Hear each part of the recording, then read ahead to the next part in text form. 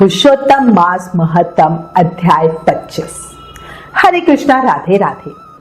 पुरुषोत्तम मास की महिमा बताते हुए हमारे संतों ने कहा है कि कोई धन में, विद्या में, भाग्य में कितना भी कमजोर क्यों ना हो, असमर्थ हो, उसको उतने ही जोश से, प्रियतम से, बलपूर्वक पुरुषोत्तम मास में स्नान, दान, पूजा आदि करने चाहिए।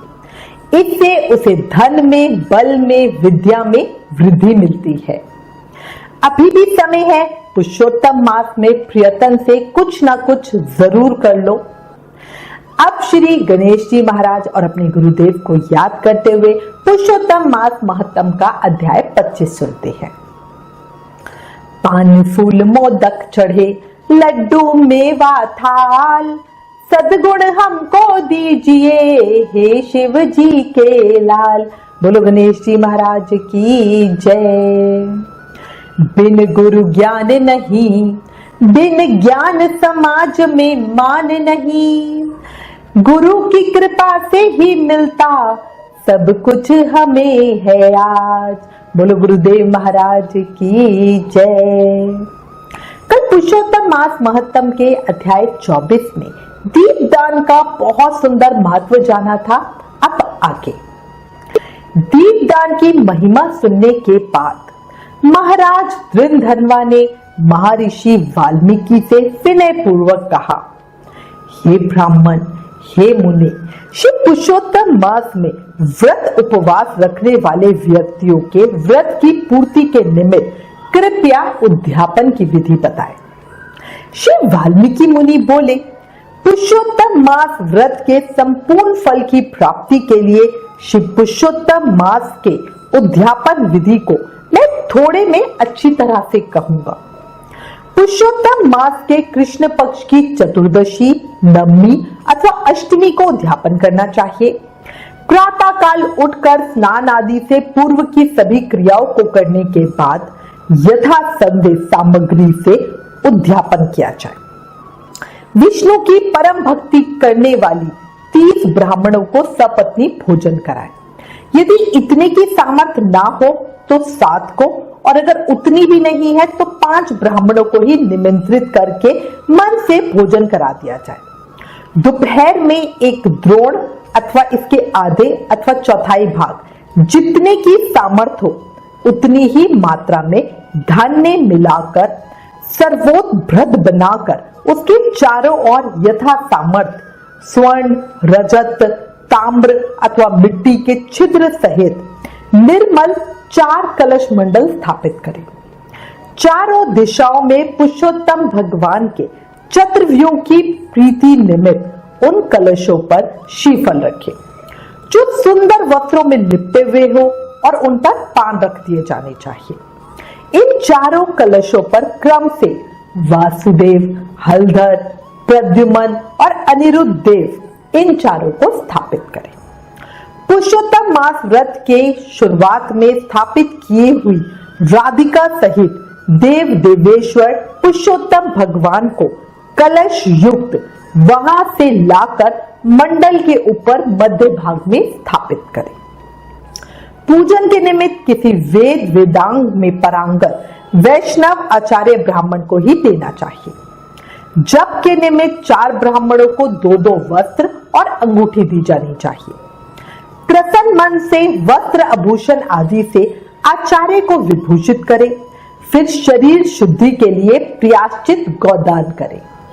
इसके बाद स्त्री के साथ पहले बताई हुई विधि से पूजा करनी चाहिए और वरण किए हुए चारों ब्राह्मणों से 4 व्यू का जप कराना चाहिए और चारों दिशाओं में 4 अखंड दीपक जलावे। फिर नारियल आदि फलों से क्रम के अनुसार अर्घदान करना चाहिए। घुटनों के बल से पृथ्वी में स्थित होकर पंच रत्न और उपलब्ध अच्छे फलों को दोनों हाथों में लेकर श्रद्धा भक्ति से युक्त स्त्री के साथ हर्ष से प्रसन्न हो मन से श्री हरि भगवान का स्मरण करते हुए अर्घदान करें। अर्घदान का मंत्र क्या है?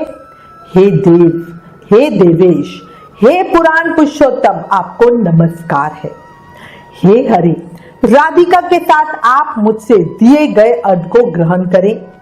नवीन मेघ के समान श्यामवर्ण, दो भुजाधारी, मुरली हाथ में धारण किए, पीतांबर धारी देव राधिका के सहित पुरुषोत्तम भगवान को नमस्कार है। इस प्रकार भक्ति के साथ राधिका के सहित पुरुषोत्तम भगवान को नमस्कार करके चतुर्थन नाम मंत्रों से तिल की आहुति दे। इसके बाद उनके मंत्रों से तर्पण और मर्जन करें। बाद में राधिका के सहित पुरुषोत्तम देव की आरती करें। फिर राधिका के सहित पुरुषोत्तम भगवान को पुष्पांजलि देकर स्त्री के साथ साष्टांग प्रणाम करें। नवीन मेघ के समान श्याम वर्ण, पीत वस्त्रधारी, अच्युत श्री वत्स चिन्ह से शोभित और स्थल वाले राधिका सहित श्री हरि भगवान को नमस्कार है।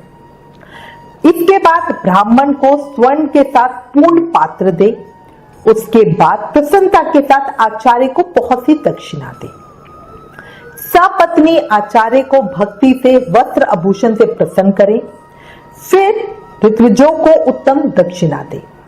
बछड़ा सहित वस्त्र सहित दूध देने वाली सुशीला गौ को घंटा आभूषण से भूषित करके उसका दान करना चाहिए। तांबे का पीठ, स्वर्ण का श्रृंगार, चांदी के खुर से भूषित कर बाद में घृत पात्र, घी का पात्र दे और उसी प्रकार तिल पात्र दे। स्त्री पुरुषों के पहनने योग्य वस्त्र शंकर पार्वती के नाम से दे। 8 प्रकार का पद देवे और 1 जोड़ा जूते दे। वैष्णव ब्राह्मणों के लिए श्रीमद् भागवत महापुराण पुस्तक को दे। देखो आयु चंचल है, ये विचरता हुआ वैष्णव ब्राह्मण को श्रीमद् भागवत का दान करे, देरी बिल्कुल नहीं करे। श्रीमद् भागवत साक्षात भगवान का अद्भुत रूप है। जो वैष्णव पंडित ब्राह्मण को दे तो वो कोटि कुल का उद्धार कर अप्सरा गणों से सेवित विमान पे सवार होकर योगियों को भी दुर्लभ गोलोक को जाता है। हजारों कन्यादान, सैकड़ों वाजपेयी यज्ञ, धान्य के साथ क्षेत्रों के दान और जो तुला दान आदि 8 महादान है और वेद दान है, वे सब श्रीमद् भागवत दान की 16वीं कला की बराबरी भी नहीं कर सकते। इसलिए श्रीमद् भागवत को स्वर्ण के सिंहासन पर स्थापित कर वस्त्र आभूषण से अलंकृत कर विधि पूर्वक वैष्णव ब्राह्मण को दे। कांसे के 30 संपुट में 30-30 मालपुए रखकर ब्राह्मणों को दे। हे पृथ्वीपते, हर एक मालपुए में जितने छिद्र होते हैं उतने वर्ष तक बैकुंठ लोक में जाकर वास करता है। उसके बाद योगियों को दुर्लभ निर्गुण गोलोक को जाता है। जिस सनातन ज्योतिर्धाम गोलोक को जाकर नहीं लौटते हैं उसमें जाने को मिलता है। 2.5 सेर कांसे का संपुट कहा गया है। निर्धन पुरुष यथाशक्ति व्रत पूर्ति के लिए संपुट दान करे अथवा पुरुषोत्तम भगवान की प्रीत्यार्थ मालपुओं का कच्चा सामान फल के साथ संपुट में रख के दे।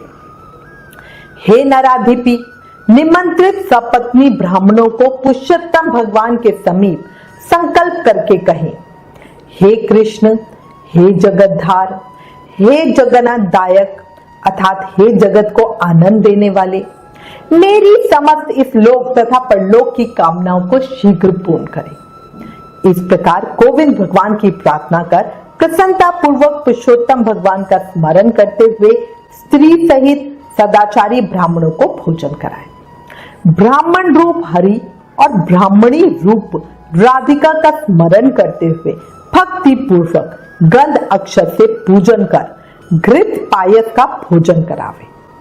व्रत करने वाला विधि पूर्वक भोजन समान का संकल्प करे।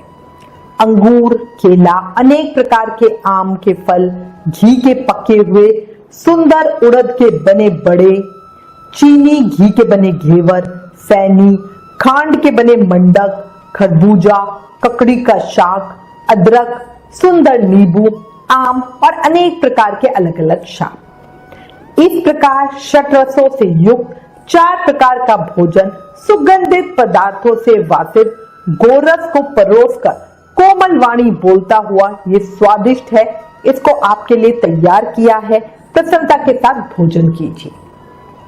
हे ब्राह्मण, हे प्रभु, जो इस पकाए हुए पदार्थों में अच्छा मालूम हो उसको मांगे। मैं धन्य हूं, आज मैं ब्राह्मणों के अनुग्रह का पात्र हुआ, मेरा जन्म सफल हुआ। इस प्रकार कहकर आनंद पूर्वक ब्राह्मणों को भोजन करा के तांबुल और दक्षिणा दे। तांबुल कैसे बनेगा? इलायची, लौंग, कपूर, नगरपान, कस्तूरी, जावित्री, कत्था और चूना, इन सब पदार्थों को मिलाकर भगवान के लिए प्रिय तांबुल को देना चाहिए। इसलिए इन सामानों से युक्त करके ही आदर के साथ तांबुल ब्राह्मण को दे। जो इस प्रकार तांबुल को ब्राह्मण श्रेष्ठ के लिए देता है, वो इस लोक में ऐश्वर्य सुख भोग कर परलोक में अमृत का भोक्ता होता है। स्त्री के साथ ब्राह्मणों को प्रसन्न कर हाथ में मोदक देवे और ब्राह्मणियों को विधि पूर्वक वस्त्र आभूषण से अलंकृत कर वंशी देवे। सीमा तक उन ब्राह्मणों को पहुंचाकर विसर्जन करें। कहना क्या है? मंत्रहीन, क्रियाहीन, भक्तिहीन जनार्दन, यत् पूज्यतम मया देव परिपूर्ण तदस्तु में। इस मंत्र से पुरुषोत्तम भगवान को क्षमापन समर्पण करें।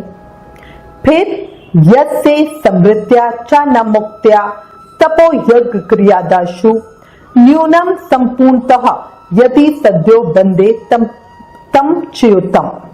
इस मंत्र से जनार्दन भगवान को नमस्कार कर जो कुछ कमी रह गई हो वो अच्युत भगवान की कृपा से पूर्ण फल देने वाली हो, ये कहकर यथा सुख विचरे।